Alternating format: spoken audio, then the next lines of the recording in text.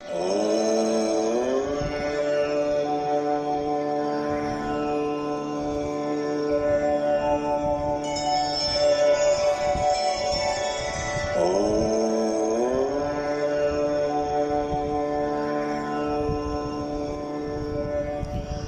नमः शिवाय। आज हम शिव पुराण के श्री रुद्र संहिता के तृतीय खंड का 10वां व 11वां अध्याय पढ़ेंगे।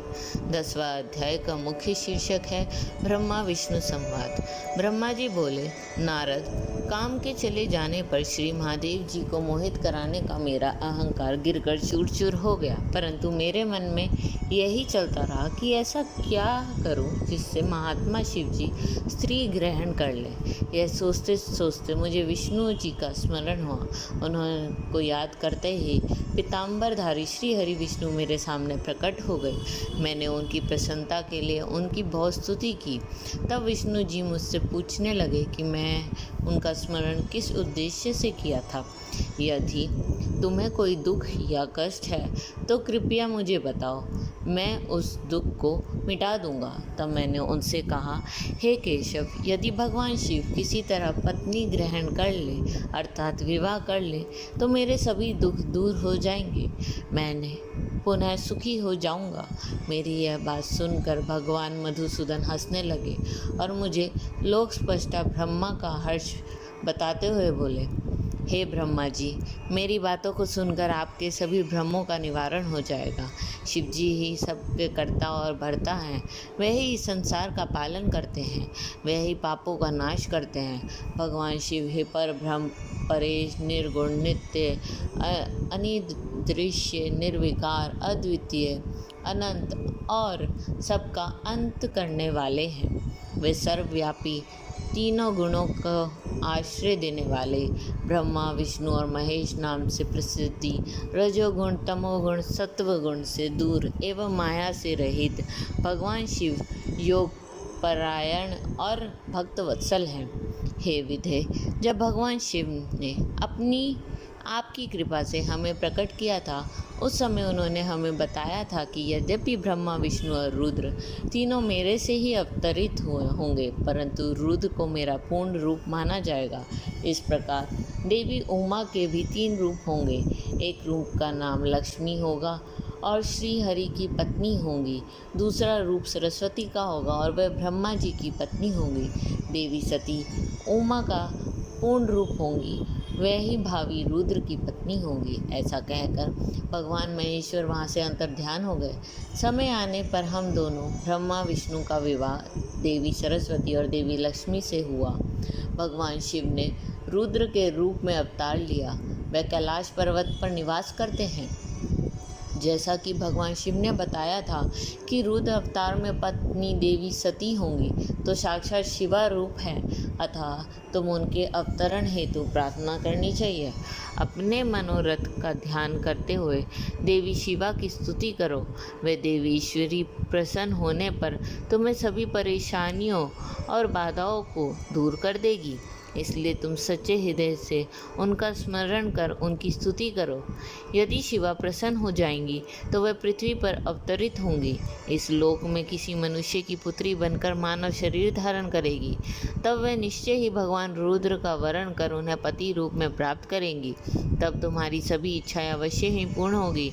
अतएव तुम प्रजापति दक्ष को यह आज्ञा दो कि वे तपस्या करना आरंभ करें। उनके तप से के प्रभाव से ही पार्वती देवी सती के रूप में उनके यहाँ जन्म लेंगी। देवी सती ही महादेव का विवाह सूत्र में बांधेगी। शिवा और शिवजी दोनों निर्गुण और परम ब्रह्म स्वरूप हैं और अपने भक्तों में पूर्णतः अधीन हैं। वे उनकी इच्छा अनुसार कार्य करते हैं। ऐसा कहकर भगवान श्री हरि विष्णु वहाँ से अंतर्ध्यान हो गए। उनकी बातें सुनकर मुझे बड़ा संतोष हुआ, क्योंकि मुझे मेरे दुखों और कष्टों का निवारण करने का उपाय मालूम हो गया। 11वां अध्याय। ब्रह्मा जी की काली देवी से प्रार्थना। नारद जी बोले, पूज्य पिताजी, विष्णु जी के वहाँ से चले जाने पर क्या हुआ?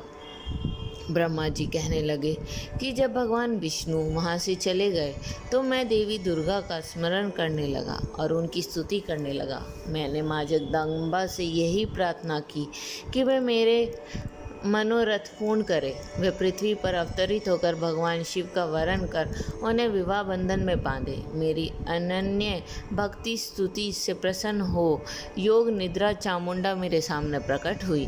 उनकी कजल सी कांति रूप सुंदर और दिव्य था। वे 4 भुजाओं वाले शेर पर बैठी हुई थी। उनके सामने देख मैंने उनको अत्यंत नम्रता से प्रणाम किया और उनकी पूजा उपासना की।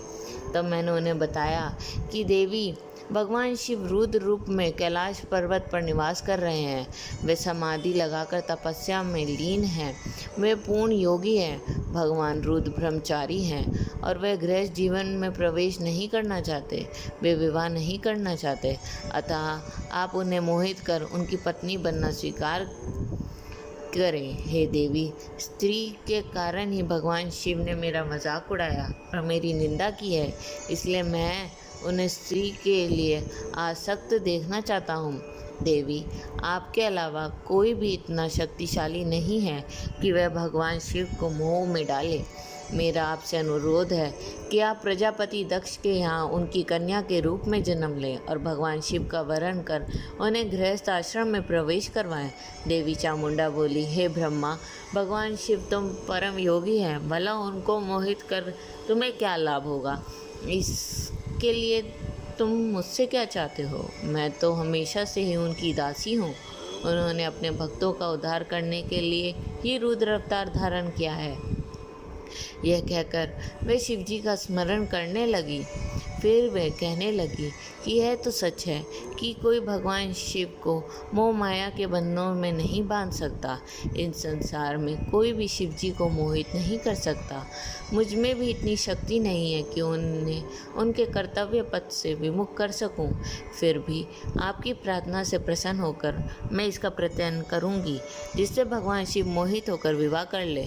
मैं सती रूप धारण कर पृथ्वी पर अवतरित हो जाऊंगी। यह कहकर देवी वहां से अंतर्ध्यान हो गई। ओम